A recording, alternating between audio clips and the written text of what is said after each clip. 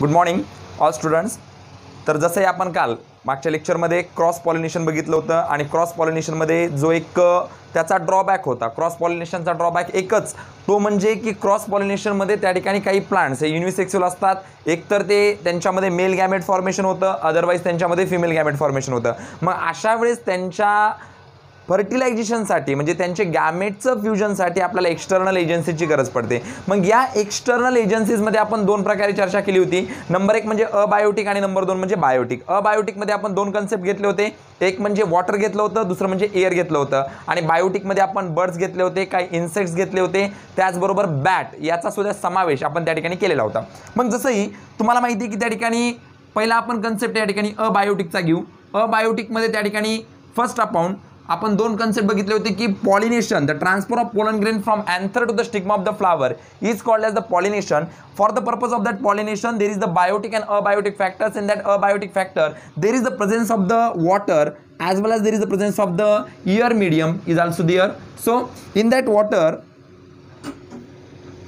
the transfer of pollen grain from anther to the stigma with the help of the water is called as the hydrophily, is called as the hydrophily. And in that hydrophily ज्या बियांचं बीज प्रसारण हे पाण्याच्या माध्यमात होतं त्याला आपण काय म्हणतो, हायड्रोफिली. आणि त्या प्रकारच्या प्लांटला आपण बोलत असतो हायड्रोफिलस प्लांट. लक्षात घ्या, जसं की पाण्याच्या माध्यमात याचं पॉलिनेशन होतं म्हणून त्या ठिकाणी या प्लांटला आपण बोलायचं hydrophilous plant. So we can say that. आणि या वॉटर पॉलिनेटेड प्लांट्समध्ये येतं झूस्टेरा असन, सॅरेटोफायलम असन किंवा वॅलिस्नेरिया असन. These are the some of the examples of the plant in which pollination is out throughout the help of the water which is the non-living. So that is called as the abiotic. So in that pollination plant there are the two types are also. So number one is that the epihydrophily and number two is that the hypohydrophily. So एक गोष्ट इथे लक्षात घ्या, बायोलॉजीमध्ये ज्या शब्दांच्या पुढे EP हा शब्द येतो, ईपी म्हणजे ऑन द सरफेस.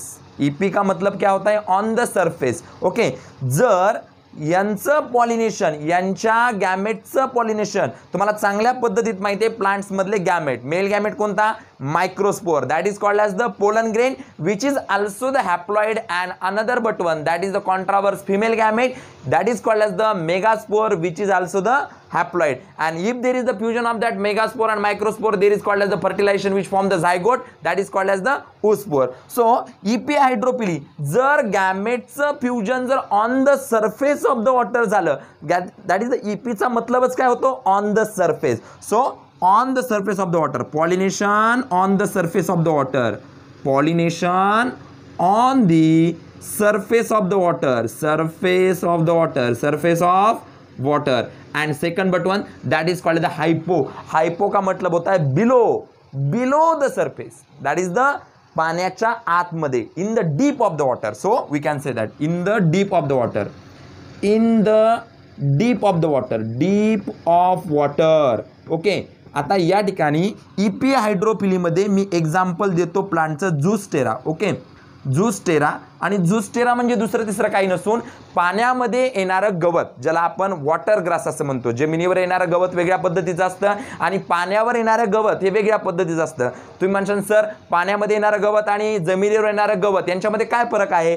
पाण्यामध्ये येणारं जे गवत आहे किंवा जो ग्रास आहे याच्यावर ऑइली स्किन असते. का ऑइली स्किन असते, जर एखादं पान पाण्यामध्ये पडलं तर जास्त काळ ते पाण्यामुळं त्या ठिकाणी टिकत नाही, ते कुजून जातं. परंतु पाण्यामध्ये येणारं गवतच अशा पद्धतीचं असतं ज्याच्या पानांवर त्या ठिकाणी थोडंसं ऑइली स्किन असल्यामुळं त्या पाण्याचा कुठल्याही प्रकारचा इफेक्ट त्या पानावर होत नसल्यामुळं अशा पद्धतीचे प्लांट त्या ठिकाणी पाण्यात येण्याची त्यांची कॅपेबिलिटी असते. आणि ईपी हायड्रोफिलस प्लांटमध्ये त्या ठिकाणी झूस्टेरा नावाचं एक्झाम्पल आपल्याला पाहायला मिळतं. सेकंड एक्झाम्पल आपण सेकंडमध्ये घेतो हायपोहायड्रोफिली, ज्याच्यामध्ये पॉलिनेशन बिलो द सरफेस होतं, पाण्याच्या खाली होतं, पाण्याच्या डीपमध्ये होतं. मग पाण्याच्या डीपमध्ये होणारा असं कोणतं प्लांट आहे ज्याचं pollination in the below of the water होतं, याच्यामध्ये एक्झाम्पल आहे Vallisneria is the example. Vallisneria so is the example of the hypohydrophily. Second but one आहे. आणि एक लक्षात घ्या, वॉटरमधून पॉलिनेशन होणाऱ्या प्लांट आपण काय म्हणतो, hydrophilous plant. These are the plants. Okay, that is the hydrophilous plants are those plants in which pollination occurred with the help of the water. So second but one, that is called the ear, that is the ear pollinated plants. Okay, so these types of the plants are said to be the anemophilous plants because in the Greek anemon का मतलब होता है ear, anemon का मतलब क्या होता है, ear. So जो plants का pollination with the help of the ear होता है उस type के plant को हम कहते हैं anemophilous plant, that is pollination with the help of the year. So यहां पर अगर देखा जाए ईयर पॉलिनेटेड प्लांट्स के अंदर सबसे बेस्ट एग्जांपल है अपनी मेज. मेज का मतलब होता है मक्का, जिसे हम बॉटनिकली कह सकते हैं जिया मेज. ओके, जिसके अंदर first nucleotide that is the Barbara McClintock ने उसके अंदर फर्स्ट ट्रांसपोजन्स डिस्कवर किया था इन 1948 के अंदर. ओके, सो यहां पर ये जो प्लांट है ये एनिमोफिलस प्लांट है. एनिमॉन, एनिमॉन का मतलब होता है ईयर, एक ग्रीक वर्ड है. सो एनिमॉन का मतलब ग्रीक वर्ड है जिसका मतलब क्या होता है, air. So we can say that. So these are the anemophilous plant. So ये हो गए हमारे अबायोटिक फैक्टर, जो अबायोटिक फैक्टर क्रॉस पॉलिनेशन के अंदर एक्सटर्नल एजेंसी का वर्किंग करते हैं. सो नेक्स्ट बट वन है बायोटिक फैक्टर. अभी बायोटिक फैक्टर आर लिविंग. जैसे हमने कहा अभी अबायोटिक, इनके अंदर कोई जान नहीं होती. जान नहीं होती इसका मतलब ये होता है ये लिविंग नहीं है. लेकिन बायोटिक फैक्टर के अंदर जो भी एक्सटर्नल एजेंसीज आने वाले हैं उनके अंदर जान है, इसका मतलब वो लिविंग फैक्टर है. ये जो बायोटिक और अबायोटिक दोनों भी जो फैक्टर है ये नेचर के फैक्टर है, लेकिन नेचर के अंदर इनमें जान नहीं है. और जो हम अभी देखने वाले जिनका नाम है बायोटिक फैक्टर, उनके अंदर जान है, वो लिविंग ऑर्गेनिजम्स है. So these are the biotic factor we are going to study now. So कौन से ऐसे बायोटिक फैक्टर है जो पॉलिनेशन को हेल्प करते हैं. सो अभी हम देखने वाले हैं जो biotic factor. So first upon in the sense of the biotic factor, you know very well that biotic factor आपको तो पता है बी, जिसे हम कहते हैं मधुमक्खी यानी की मधमाशी. ओके, सगळ्यांना मधमाशी माहिती आहे. मधमाशीच्या आपल्या भारत देशामध्ये 4 प्रकारच्या व्हरायटी आपल्याला खूप मोठ्या प्रमाणात आढळून येतात. ॲपिस इंडिका असेल, ॲपिस डॉर्सेटा असेल, ॲपिस मेलिफेरा असेल किंवा ॲपिस फ्लोरेला असेल. These are the some of the varieties which are commonly cultivated in the India for culturing the honey and other types of the honey product. Okay, so which are very useful in the medicine as well as our daily life. So we can say that biotic factor के अंदर ऐसे कौन से external agencies है जो pollination को help करते हैं. So पहला वाला आता है insect. So first upon point म्हणून होते इन्सेक्ट किसे कहा जाता है. इन्सेक्ट कोणाला म्हणायचं, ज्या ऑर्गॅनिझमला, मी परत एकदा सांगतो, ज्या लिव्हिंग ऑर्गॅनिझमला 6 पाय असतात त्यांना आपण काय बोलतो, इन्सेक्ट असं म्हणत असतो. ठीक आहे ना. मग या ठिकाणी सगळ्यात जास्त पॉलिनेशनचं काम कोण करत असेल इन्सेक्टमध्ये, तर मी आता सांगितलं हनी. आणि हनी बीला सांभाळ करणं या प्रोसेसला एक नाव दिलं जातं, त्याला नाव दिलं जातं apiculture. Beekeeping that is also called as the apiculture for culturing the honey and other products which are required for the in our daily life. So insect, आणि इन्सेक्ट द्वारा जर पॉलिनेशन होत असेल तर त्याला आपण म्हणतो इंटॅमोफिली. ओके, इंटॅमोफिली. इंटॅमोफिली. आता या फिलीचं सगळ्यात महत्त्वाचं लक्षात घ्या. फिली म्हणजे अट्रॅक्शन, लक्षात घ्या. इंटिमॉन म्हणजे इन्सेक्ट, हा पण एक ग्रीक वर्ड आहे. इंटिमॉनचा अर्थ होतो इन्सेक्ट आणि फिली म्हणजे अट्रॅक्शन. म्हणजे त्या ठिकाणी काही इन्सेक्ट हे फुलांकडे काय असतात, अट्रॅक्ट होतात. सपोज दॅट एखादा इन्सेक्ट एखाद्या मेल फ्लावरकडे गेला ज्याच्यामध्ये मायक्रोस्पोर म्हणजे पोलन ग्रेन म्हणजे मेल गॅमेट म्हणजे मेल सेक्स सेल त्या फ्लावरमध्ये जनरेट झालेले आहेत. आणि अशा वेळेस जर असा इन्सेक्ट जर त्या मेल फ्लावरमध्ये गेला, त्या नेक्टरसाठी ती मधमाशी जर त्या फुलाच्या आतमध्ये गेली तर निश्चितपणे त्या फुलामध्ये असणारे ते पोलन ग्रेन अर्थातच ते मायक्रोस्पोर त्या मधमाशीच्या पायाला लागल्याच्या नंतर हीच मधमाशी जर फिमेल फ्लावरमध्ये गेली तर फिमेल फ्लावरच्या स्टिग्मावर ते पोलन ग्रेन त्या ठिकाणी डिपॉझिट होतील आणि डिपॉझिट झाल्याच्या नंतर निश्चितपणे त्या ठिकाणी फर्टिलायझेशन होणार, fusion of male gamete and female gamete होणार. आणि फ्युजन झाल्याच्या नंतर त्या ठिकाणी तुम्हाला माहिती आहे प्लांटमध्ये सेक्शुअल रिप्रोडक्शन होतं कशासाठी, formation of the seed and fruit. त्या ठिकाणी डेव्हलप झाल्याशिवाय राहणार नाही असं आपण या ठिकाणी म्हणू शकतो. इन्सेक्ट, आणि इन्सेक्टला आपण काय म्हणतो, इंटॅमोफिलस प्लांट आपण या ठिकाणी म्हणू शकतो. नंतर आहे बर्ड्स. ओके, सगळ्यांना माहिती आहे या पृथ्वीवर वेगवेगळ्या प्रकारचे पक्षी त्या ठिकाणी आपल्याला आढळून येतात आणि मोठ्या प्रमाणामध्ये त्या ठिकाणी पक्ष्यांच्या माध्यमात पॉलिनेशन होताना आपल्याला दिसून येतं. मग पक्ष्यांच्या माध्यमात जे पॉलिनेशन होतं, मी परत एकदा रिपीट करतो, पक्ष्यांच्या माध्यमात जे पॉलिनेशन होतं याला काय म्हणायचं, याला म्हणायचं ऑर्निथोफिली. काय म्हणायचं याला, ऑर्निथोफिली. ऑर्निथोफिली. बाळांनो लक्षात घ्या, ऑर्निथोफिली. ऑर्निस हा एक ग्रीक वर्ड आहे आणि ऑर्निसचा मतलब होतो बर्ड्स. लक्षात घ्या, ग्रीकमध्ये जर तुम्ही चुकून गेले तर त्या ठिकाणी तुम्हाला लक्षात येईल की पक्ष्यांना ऑर्निस म्हणायचंय आणि पक्ष्यांच्या माध्यमात झालेलं जे काही पॉलिनेशन आहे त्याला आपण काय म्हणतो, ऑर्निथोफिली म्हणतो. आणि अशा पद्धतीच्या प्लांट्सला आपण बोलायचे ऑर्निथोफिलस प्लांट. आणि थर्ड बटन आहे बायोटिकमध्ये ज्या प्लांटचं पॉलिनेशन ह्या बॅटच्या माध्यमात होतं. बॅट सगळ्यांना माहिती आहे, bat is a one and only one bird which is in the class mammal. सगळे पक्षी पिलांना अंडी घालून जन्म देतात, परंतु वटवाघूळ हा असा एकमेव पक्षी आहे जो पिलांना अंडी न घालता डायरेक्ट जन्म देतो, म्हणून तो मॅमल्समध्ये येतो. Is one and only one bird which is in the exception which do not lay their eggs for delivery direct. There is the delivery of that particular baby bat. Okay, so we can say that. And in that bat, some of the bat, आता एक लक्षात घ्या, bat बद्दल आपल्याला सगळ्यांना चांगल्या पद माहिती आहे. वटवाघुळी ह्या दिवसा झाडांवर उलट्या लटकतात आणि त्या ठिकाणी रात्रीच्या वेळेस त्या बाहेर संचार करतात, बरोबर आहे की नाही. सो आता बॅटच्या माध्यमात किंवा या वटवाघुळ्यांच्या माध्यमात ज्या फुलांचं पॉलिनेशन होणार, निश्चितपणे हे फुलं सुद्धा रात्रीच्या वेळीसच उघडणार आहेत. सच्याच तुम्हाला एक सिंपल उदाहरण देतो. आपल्या घराच्या आजूबाजूला एखादं सुवासिक फुल ज्याला आपण रातराणीचं झाड म्हणतो, बरोबर आहे की नाही, हे रातराणी किंवा रातराणीचं झाड त्या ठिकाणी रात्रीच उघडतं. त्याचप्रमाणे अशा पद्धतीचे जे ऑदर त्या ठिकाणी प्लांट्स असतील आणि जे प्लांट्स किंवा जे पक्षी रात्री त्या ठिकाणी जागतात आणि दिवसा झोपतात, अशा बर्ड्सला किंवा अशा इन्सेक्ट्सला आपण नॉक्चुर्नल हा शब्द त्या ठिकाणी यूज करायचा आहे. काय शब्द यूज करायचा आहे? नॉक्चुर्नल. ओके, सो बॅटच्या माध्यमात जे पॉलिनेशन होतं अशा पॉलिनेशनला त्या ठिकाणी बोलायचं आहे चायरोपॅट्रिफिलस किंवा चायरोपेट्रिफिलर. ओके, सो वी कॅन, कारण चायरोपॅट्रॉनचा अर्थ होतो बॅट. तर अशा पद्धतीनं हे बायोटिक फॅक्टर आपल्याला येतात. नंबर 1 मध्ये सांगितलं इन्सेक्टला आपण एंटॅमोफिलस प्लांट बोलायचं आहे किंवा entomophily is the attraction, entomophily is the process in which there is the fusion of the two male gamete, one male gamete and another female gamete with the help of the insect, and that process is said to be the entomophily, and that pollination is said to be the entomophily, and that plant is said to be the entomophilous plant. So we can say that. So birds, that is the ornithophily, and bat chiropatryphily, we can say that. So this is the biotic factors which are going to help for the pollination. Okay, so now आतापर्यंत आपण बघितलं self pollination असन किंवा cross pollination असतं. आता self पॉलिनेशनमध्ये त्याच फुलाचे pollen grain त्याच ह्याच्यामध्ये पडत आहेत, बरोबर आहे की नाही, त्याला सेल्फ म्हणतो. ओके, क्रॉसमध्ये एका फुलाचे pollen grain, the transfer of pollen grain from anther to the stigma of the another flower having the another species is said to be the, that is called as the cross pollination. Okay, so पण या cross pollination असन किंवा self pollination किंवा हे fusion असन किंवा हे fertilisation असन, हे प्लांटमध्ये का होतं हे सगळ्यात महत्त्वाची गोष्ट आहे.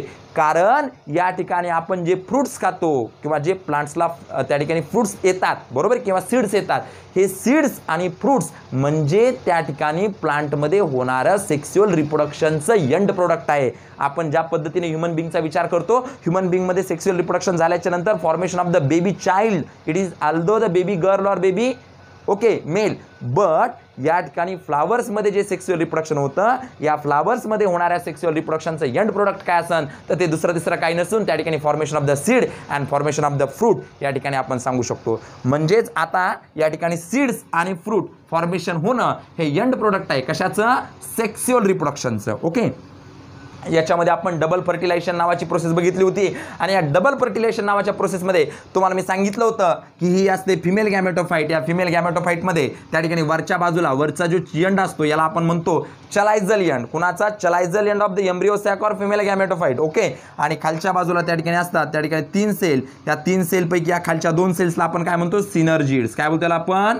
सिनर्जिड्स असं म्हणतो. आणि या सिनर्जिड्स काय करत असतात? त्या एक सेलला म्हणजे ऊसपोरला त्या ठिकाणी नरिशमेंट देण्याचं काम करतात. आणि मध्ये जास्त सेल ही आहे एक सेल, त्याचबरोबर ह्या ज्या आहेत अँटीपोडल सेल आहेत, antipodal cell. Okay, and last but one जी मधोमध असते सेल ज्याच्यामध्ये 2 न्यूक्लियस असतात, बरोबर की नाही, याला आपण म्हणतो MMC. बाळांनो, या MMC मध्ये त्या ठिकाणी 2 न्यूक्लियस आहेत, त्यामुळे ही ऑलरेडी कशी आहे? डिप्लॉइड आहे असं मला हरकत नाहीये. बट या ठिकाणी जी पोलन ग्रेन आपण बघितले होते जे पोलन ट्यूबमधून त्या ठिकाणी येत होते, या पोलन ट्यूबमधून येणाऱ्या 2 सेलमध्ये त्या ठिकाणी एक सेल होती जनरेटिव्ह सेल आणि दुसरी सेल होती vegetative cell. So generative cell and vegetative cell, these are the two types of the cells which are present in the pollen tube, which get fused with the one of the cell get fused with the egg cell, there is the formation of the zygote, and another cell with the get fused with the MMC, with the diploid MMC. I repeat, that is called as the diploid MMC to form the triploid PEN. या ठिकाणी MMC सोबत त्या haploid एका सेलचं fusion झाल्याच्या नंतर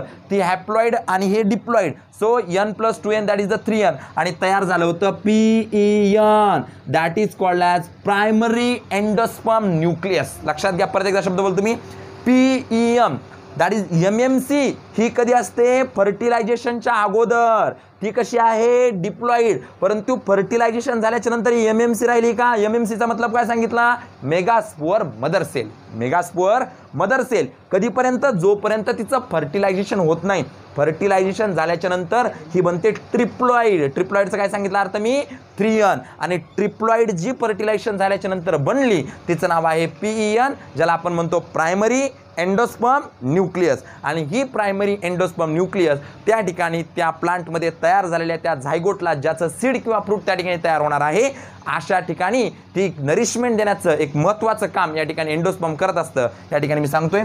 so आता फ्रूट्सचा विचार केला आहे, तर फ्रूटमध्ये आपण बघतो की फ्रूटला कोणतंही सीड असू द्या, आपण फ्रूटचा विचार करण्याच्या, फ्रूटमध्ये जर बघितलं, फ्रूटमध्ये 3 लेअर असतात, आउटर पेरिकार्प, मिडल मिझोकार्प आणि इनर एंडोकार्प. लक्षात घ्या, कोणतंही फ्रूट घ्या, या फ्रूटला 3 लेअर आहेत. आउटर कोणतं, आउटर पेरिकार्प, मिडल मिझोकार्प आणि inner endocarp. These are the 3 layers of the fruit. Any fruit possesses 3 layers. Okay, अजून एक तुम्हाला एक्सेप्शनमध्ये गोष्ट सांगतो, प्रत्येक जे फळ असतं हे जेव्हा त्या ठिकाणी कच्च्या कंडिशनमध्ये असतं, जेव्हा ते राईप झालेलं नसतं किंवा पिकलेलं नसतं, तेव्हा न पिकलेल्या त्या कंडिशनमध्ये प्रत्येक फळ हे त्या ठिकाणी ग्रीन कलरमध्ये असतं. परंतु चिक्कू जे नावाचं फळ आहे, हे चिक्कू नावाचं फळ त्या ठिकाणी सुरुवातीपासूनच त्याचा कलर थोडासा ब्राउनिश असतो, पिकल्यानंतर सुद्धा त्याचा कलर कुठल्याही प्रकारचा बदलत नाही. ओके, नाऊ आता जर विचार केला आहे तर ठीक आहे बाबा, मी सांगतोय की त्या ठिकाणी सेक्स्युअल रिप्रोडक्शनचं प्लांटमध्ये एंड प्रोडक्ट सीड आणि फ्रूट आहे, बरोबर की नाही. परंतु असे काही फ्रूट्स आहेत, असे काही फ्रूट्स आहेत आपल्या पूर्ण आपण जेवढे आतापर्यंत फ्रूट्स खातोय याच्यामध्ये seeds are enclosed within the fruit. यांच्यामध्ये जर विचार केला, बिया या फळांच्या आतमध्ये इन्क्लोज आहेत, परंतु काजू नावाचं जे फळ आहे याच्यामध्ये seed is outside of the fruit. म्हणजे असे काही एक्सेप्शन्स आपल्याला या ठिकाणी नेचरमध्ये आढळून येतात. मग याचबरोबर आताच मी जसं बोललो, सीड आणि फ्रूट हे सेक्स्युअल रिप्रोडक्शनचे एंड प्रोडक्ट, परंतु काही फ्रूट हे विदाऊट सेक्स्युअल रिप्रोडक्शननं तयार होतात. आता विदाऊट सेक्स्युअल रिप्रोडक्शननं तयार होणारे फ्रूट्स कोणते ते देखील जाणून घेणं गरजेचं आहे. त्याच्यामध्ये आता जे फ्रूट्स त्या ठिकाणी फर्टिलायझेशन शिवाय तयार होतात, लक्षात घ्या, those fruits which are formed without fertilization, these types of the fruit are called as parthenocarpic fruit, and that process is called as parthenogenesis. काय म्हणायचं याला, parthenogenesis. So I will write at here genesis. मी याच्या अगोदर चर्चा करताना सांगितलं होतं की जेनेसिसचा मतलब होतो तयार होणं, काहीतरी तयार होणं. सो जेनेसिस काय आहे, फॉर्मेशन होणं. कशाचं, पार्थिनोजेनेसिस. आणि पार्थिनोजेनेसिसचा मतलब काय सांगितला, while if fruits are formed without fertilization. लक्षात घ्या, आणि त्यांच्यामध्ये कुठल्याही प्रकारच्या बिया नसतात, ज्यांच्यामध्ये सीड्सच तयार होत नाहीत. मग अशा ठिकाणी त्या ठिकाणी फ्रूट्स कसे तयार होतात, मग यांच्यामध्ये पार्थिनोजेनेसिसमध्ये एक्झाम्पल देतो मी ग्रेप्सचं. आता तुम्ही सगळ्यांनी ग्रेप्स म्हणजे त्या ठिकाणी द्राक्षे खाल्ली असतील. ओके, याच्यामध्ये कुठल्याही प्रकारचं सीड नसतं. मग आपल्याला जर द्राक्षांची लागवड करायची असेल ना, किंवा द्राक्षे कसे तयार होतात, ते पार्थिनोजेनेसिस तयार होतात. त्याचबरोबर काय सांगितलं, banana. Okay, so banana. Okay, बनानामध्ये एक सगळ्यात महत्त्वाची गोष्ट, प्रत्येक जे लाकूड असतं त्या लाकडामध्ये सेल्युलोज असतं. काय असतं, सेल्युलोज नावाचा एक पॉलिसॅकराइड नावाचा घटक आहे. Okay, C6H10O4. Okay, number of times is the molecular formula of that cellulose. परंतु बनाना हे असं प्लांट आहे, या प्लांटमध्ये कुठल्याही प्रकारचं लाकूड तुम्हाला आढळून येणार नाही, कुठल्याही प्रकारचं सेल्युलोज नावाचं पॉलिसॅकराइड लाकडा त्या ठिकाणी या बनाना नावाच्या प्लांटमध्ये आपल्याला आढळून येत नाही. आणि नंबर 3, त्या ठिकाणी म्हणतो आपण त्याला पायनॅपल. पायनॅपल असन, बनाना असन किंवा ग्रेप्स असन, हे जे तीनही प्रकारचे फ्रूट्स आहेत ना, हे फ्रूट त्या ठिकाणी आपल्याला पार्थिनोजेनेसिस नावाच्या प्रोसेसमध्ये त्या ठिकाणी फॉर्म होताना दिसून येतात असं आपण या ठिकाणी सांगू शकतो. आणि हा तुमचा टॉपिक होता त्या ठिकाणी reproduction in lower and higher plant. लक्षात घ्या. तर या ठिकाणी reproduction in lower and higher प्लांटमध्ये आपण अँजिओस्पर्म मध्ये त्या ठिकाणी सगळ्यात महत्त्वाचा घटक बघितला, ज्याला आपण म्हणतो फिमेल ॲनाट्रोपस ओव्यूल, आणि त्यामध्ये होणारं सेक्शुअल रिप्रोडक्शन, ते देखील त्या ठिकाणी एक महत्त्वाचा पॉईंट 5 मार्काला या ठिकाणी एक्झाममध्ये हमेशा विचारला जाऊ शकतो. त्यामुळे त्या पॉईंटकडे सगळं विद्यार्थ्यांनी व्यवस्थित पद्धतीने लक्ष द्यायचं आहे आणि व्यवस्थितपणे करायचं आहे. Next topic will be in the next lecture. So thank you.